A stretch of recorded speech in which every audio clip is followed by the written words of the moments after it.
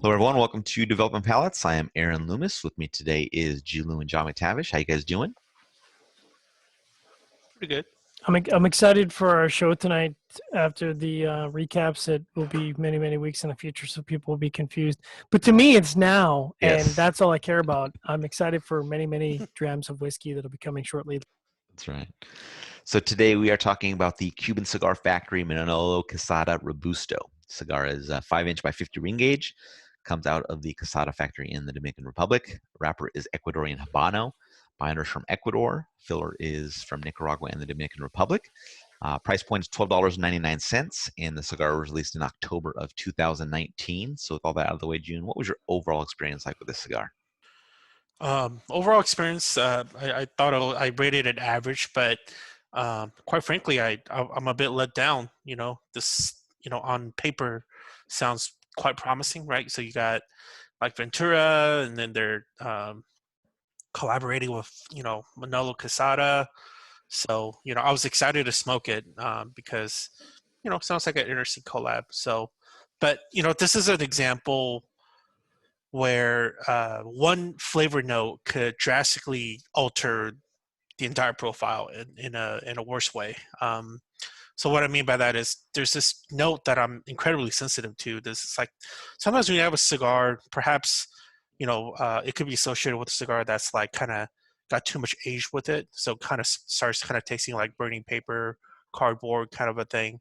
Um, it's super off-putting because when I have a cigar that's either aged out and it just tastes like that, or a cigar that is not aged out and it's like relatively new to the market, and it has that flavor, it really dominates everything else in the cigar, and that's exactly what this did.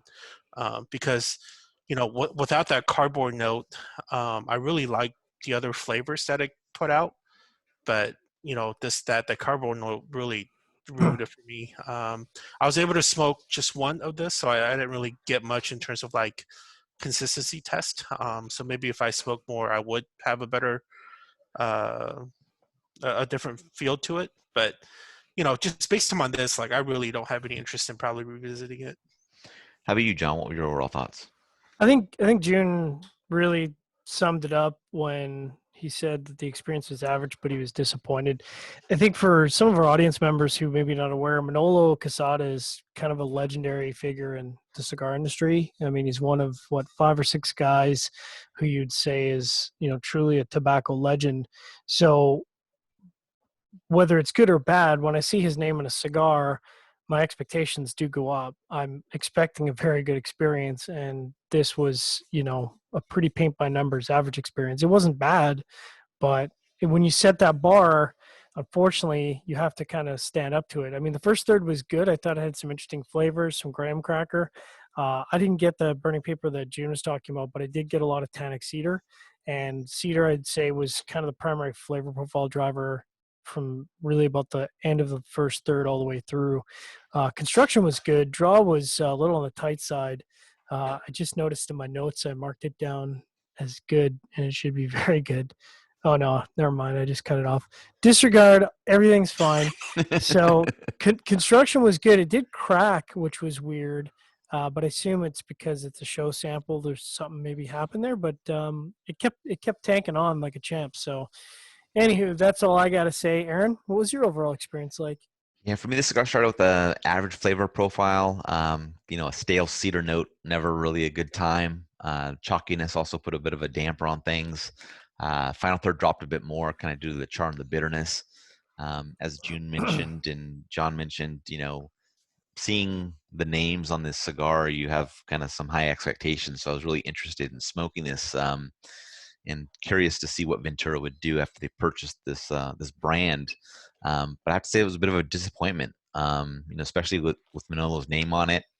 Just it just didn't deliver, especially, and it's got that high price point. So I doubt that's going to be something I'm going to come back to.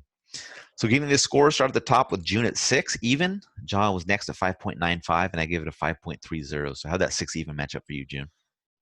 To me, within kind of how I've been scoring cigars, that's average for me. So 6 is typically average with really good construction, meaning average in the sense of like flavor profile. Right. So 6 is very fitting. How about you, John? 5.95. Yeah, I think if you're talking flavor profile, it's just slightly above average. So like a 5.65. But the construction was pretty much near perfect, and that's I think where you get that pushing towards sixes. But I think truly flavor profile wise, this is just slightly above average. Aaron.